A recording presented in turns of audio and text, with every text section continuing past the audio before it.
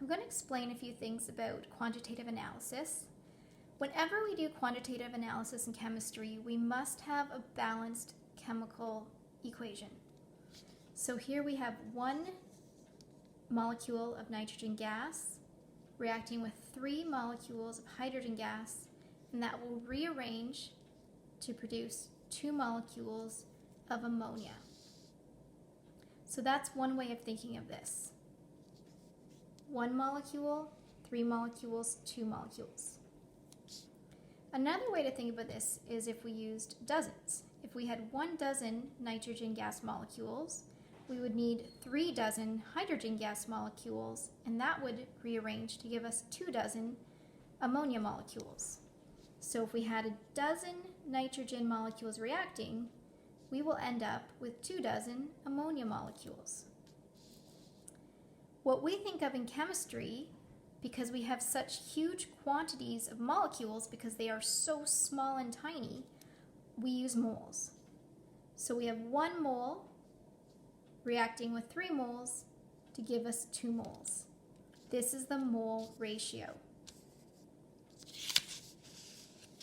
In this case, for this equation, it's 1 to 3 to 2. In real chemical reactions, we rarely have the exact proportions of reagents needed to completely react. Should fix that word. Into products. There's usually a limiting reagent and an excess reagent. The limiting reagent is the reactant that is completely consumed. The excess reagent is the reactant that is present in more than the required amount. So when a reaction takes place between 2 reactants, one of them is going to be used up first. And once that happens, the reaction stops. At that point in time, there's no more of the limiting reagent left. There is a certain amount of product, and then there's a certain amount of excess reagent left over. So we need to be able to calculate the quantity of reactants needed to produce a certain quantity of product.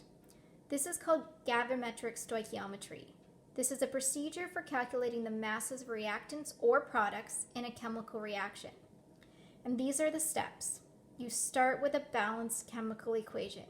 You always, always, always need a balanced chemical equation. Then write the masses given beneath each corresponding formula of the equation. This is a step that helps you organize the information, helps you identify what you need to find, but where you're starting, what information you have to begin with. You're going to need to convert mass to moles.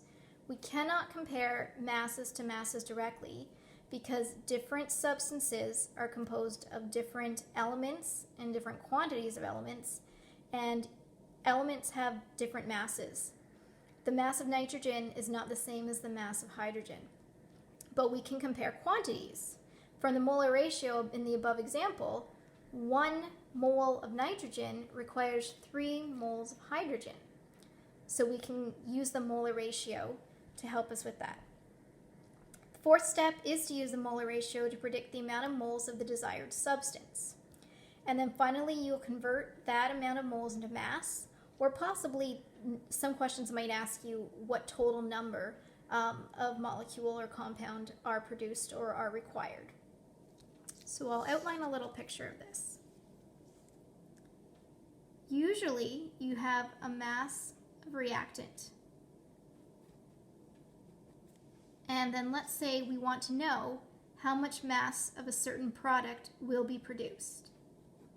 Well, there's no way to go directly between those in one step. What you'll need to do in step 1 is convert that mass into moles. Then in step 2, you apply your molar ratio, which you get from your balanced chemical equation, and you find moles of your product. Then in step 3, you can convert that amount of moles to mass, if that's what the question asks.